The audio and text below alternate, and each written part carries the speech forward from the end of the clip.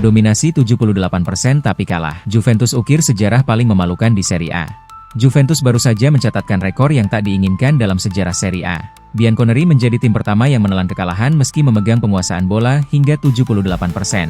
Juventus tampil sangat dominan dengan melepaskan total 20 tembakan ke arah gawang lawan. Bandingkan dengan Cagliari yang hanya mampu membuat 3 percobaan sepanjang laga. Bianconeri juga mendapatkan 18 kali sepak pojok, sementara tuan rumah hanya 1 kali. Angka expected goals, XG, Juve mencapai 1,17 berbanding 0,2 milik Cagliari. Namun, semua angka statistik mentereng tersebut berakhir sia-sia di papan skor. Juventus menjadi tim pertama dalam sejarah Serie A yang kalah dengan penguasaan bola mencapai 78%. Padahal akurasi operan Juventus menyentuh angka 92% di laga tersebut. Sebaliknya, Cagliari sukses menang meski akurasi operan mereka hanya 66%. Cagliari mencetak gol kemenangan semata wayang lewat situasi bola mati yang cerdas. Gol tersebut lahir dari satu-satunya tembakan tepat sasaran yang mereka lepaskan. Juventus sebenarnya terus menekan hingga detik-detik akhir pertandingan. Kenan Yildiz sempat melakukan aksi soloran memukau melewati 3 pemain lawan. Namun, keberuntungan sepertinya sedang menjauh dari kubu sinyonya tua. Tembakan Yildiz yang sempat membentur Yerry Mina justru menghantam tiang gawang.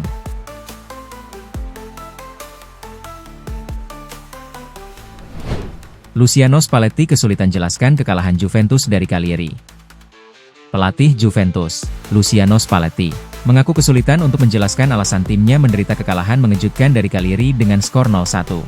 Juventus tak terkalahkan dalam 7 laga terakhir di semua ajang, dengan memenangkan 6 laga di antaranya, dan sempat merangsek ke peringkat ketiga klasemen sementara Serie A di pekan lalu.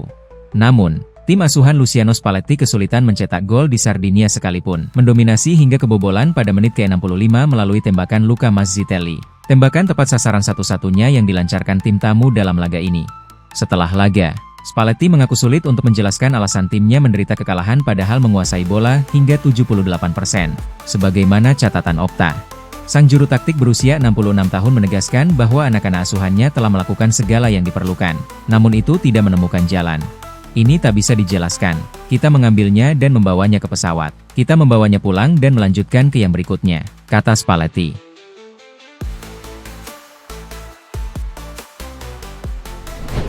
Luciano Spalletti, tak ada yang salah dengan performa Juventus versus Cagliari. Pelatih Juventus, Luciano Spalletti, meyakini bahwa anak-anak asuhnya tidak melakukan kesalahan dalam performanya di laga kontra Cagliari yang berakhir dengan kekalahan 0-1. Bianconeri mengakhiri rangkaian kemenangan dan tak terkalahkannya. Ini baru menjadi kekalahan kedua di era Spalletti. Kekalahan yang pertama adalah melawan Napoli di laga tandang. Namun yang ini agak sulit dipahami karena Cagliari dalam performa buruk dan terjebak di papan bawah. Spalletti mengatakan bahwa tidak ada yang salah dari performa timnya, namun mereka tidak mampu menemukan gol. Tidak ada yang salah dengan itu, hanya perlu diulangi lain kali. Karena penanganannya sudah tepat, saya melihat banyak hal yang benar. Jika harus kritis, Conceição dan Zegrova perlu tetap berada di posisi yang lebih tinggi di lapangan, menjaga ketertiban, dan menyadari bagaimana peran mereka berkembang demi kepentingan tim. Selain itu, hanya sedikit yang bisa dilakukan. Begitulah jalannya pertandingan. Semakin sedikit darah yang Anda dapatkan, semakin bebas Anda untuk menuju pertandingan berikutnya dan memainkan pertandingan selanjutnya, kata Spalletti.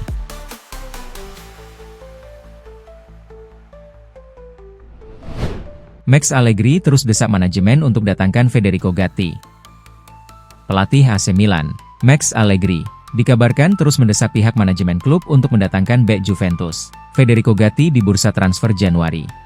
Max Allegri merasa sangat membutuhkan tambahan bek baru yang memiliki karakter determinasi tinggi, penempatan posisi yang baik, serta semangat pengorbanan yang luar biasa di atas lapangan.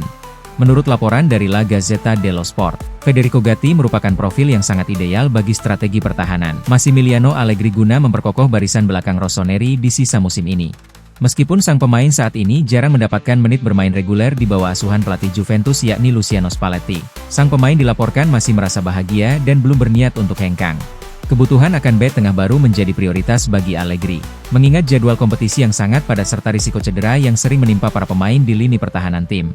Manajemen AC Milan sejauh ini masih terus melakukan evaluasi terhadap permintaan sang pelatih, sambil tetap memantau peluang untuk memboyong Federico Gatti dengan skema transfer yang paling memungkinkan.